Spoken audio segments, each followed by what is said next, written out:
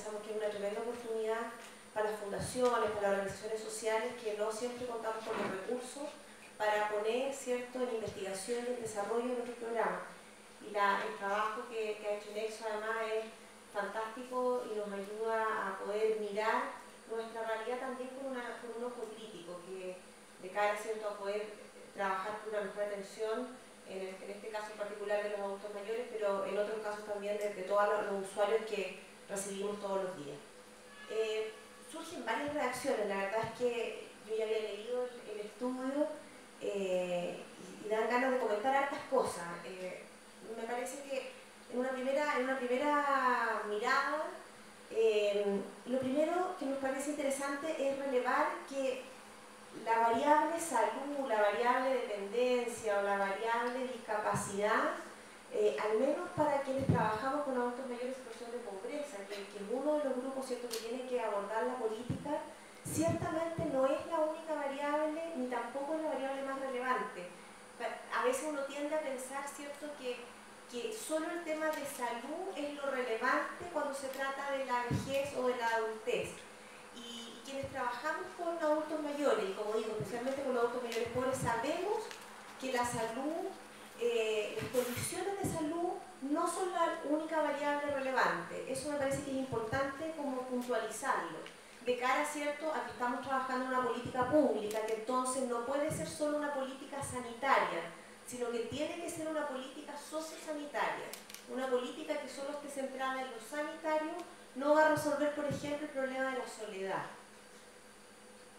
Podemos tener los mejores establecimientos de la estadía, podemos tener los mejores centros de día, podemos tener los mejores centros domiciliarios, a lo mejor vamos a lograr coordinar la red, como decía la Rosita, ¿cierto?, vamos a lograr coordinar la red sanitaria, pero sin embargo no vamos a resolver el problema que para los adultos mayores es el más sentido, y desde esa perspectiva debiera ser el más prioritario, que es el problema de la soledad y la desvinculación. Eso me parece que es súper relevante puntualizarlo.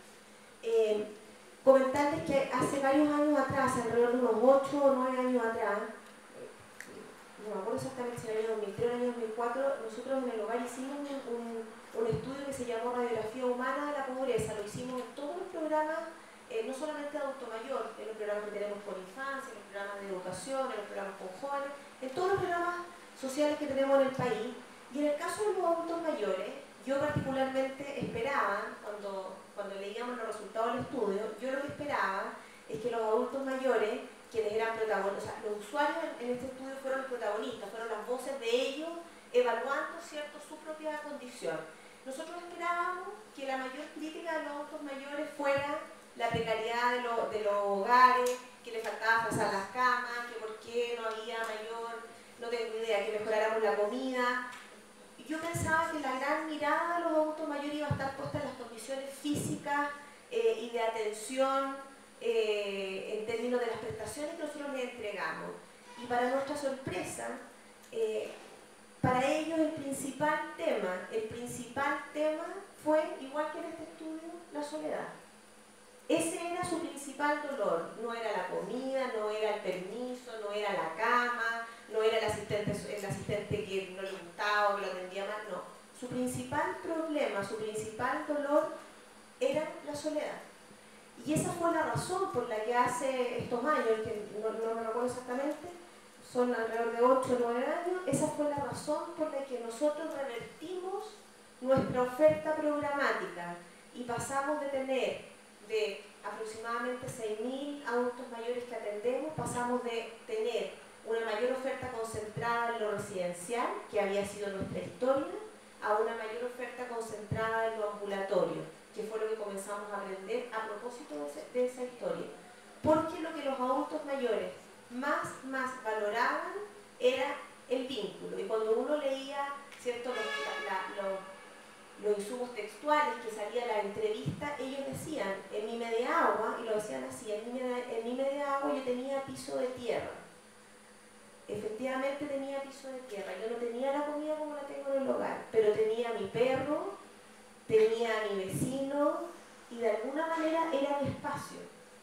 Entonces, esa fue la razón por la cual nosotros como institución revertimos nuestra oferta programática. Por eso me parece importante puntualizarlo de cara a que estamos soñando con bastante concreción, ¿cierto?, en una política para el próximo, ojalá para los próximos años. matizar el tema de los cuidadores. Sin duda, y entendiendo que la oferta no puede ser solo residencial, sino que tiene que ser también ambulatoria, las residencias no van a resolver el problema de la vejez en Chile. Resuelven una parte, ¿cierto?, del problema, pero no resuelven todo el problema. No podemos pensar, es absolutamente ilusorio pensar, y creo que tampoco es positivo pensar que todos nuestros adultos mayores tienen que ir a residencia. Tenemos que tener un programa de dispositivos que sean complementarios y que sean integrados. Y en ese sentido, el rol del cuidador es clave. Y claramente yo creo que todos los estudios nos van mostrando, y esta no es la excepción, de que tenemos una dificultad. Primero, el cuidado es femenino. Y es un poco lo mismo que nos ha pasado, ¿cierto?, con el cuidado de los niños. El cuidado de los niños en nuestro país, en nuestras sociedades, todavía es femenino. Y toda la política pública de atención a la infancia, ¿cierto?, lo que ha permitido, junto con mejorar la calidad de vida de los niños, es también posibilitar el acceso al mundo laboral de las mujeres que tradicionalmente han estado al cuidado de los niños. Yo creo que con los adultos mayores nos está pasando exactamente lo mismo. El cuidado es femenino, y en el mundo de pobreza, el que el cuidado sea femenino tiene una doble lectura, y es que hay muchas mujeres que no pueden acceder al mundo laboral justamente porque están al cuidado de adultos mayores que no pueden dejar solos, y eso hace finalmente que el círculo de la pobreza en el que están se reproduzca, se eternice. Yo creo que ese es un tema que hay que mirar, en el sentido que una política tiene que también considerar apoyos al cuidador que sean concretos, ya sea en centros de día o en centros de cuidado en la propia familia, en los centros domiciliarios. Me parece que además el tema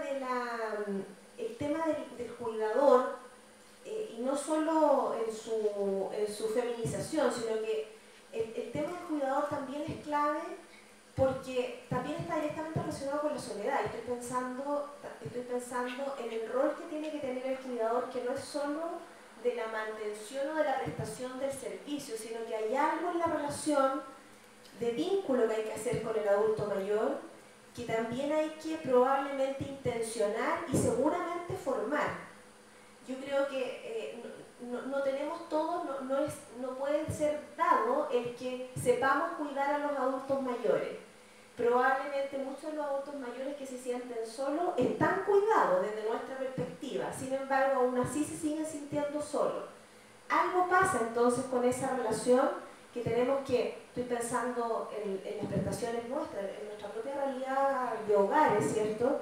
Y estoy pensando también en la política, de cómo tenemos que pensar el rol del cuidador. El rol del cuidador probablemente es un cuidador que no solo entrega prestaciones, sino que también tiene un algo importante que decir en términos del vínculo que tiene que ser capaz de generar cuando es capaz de reconocer que el adulto mayor todavía es un ser, ¿cierto?, que quiere participar, que quiere opinar, que tiene necesidades afectivas y de vinculación y de protagonismo, que probablemente es el gran cambio que estamos enfrentando como sociedad respecto a la mirada que teníamos de los adultos mayores, ¿cierto?, que eran como unos seres humanos que ya estaban como en retirada, y lo que vemos es que finalmente ellos demandan, cuando ellos dicen que les duele la pérdida de libertad, eso es interesante, porque finalmente lo que están reclamando es autonomía. Ellos están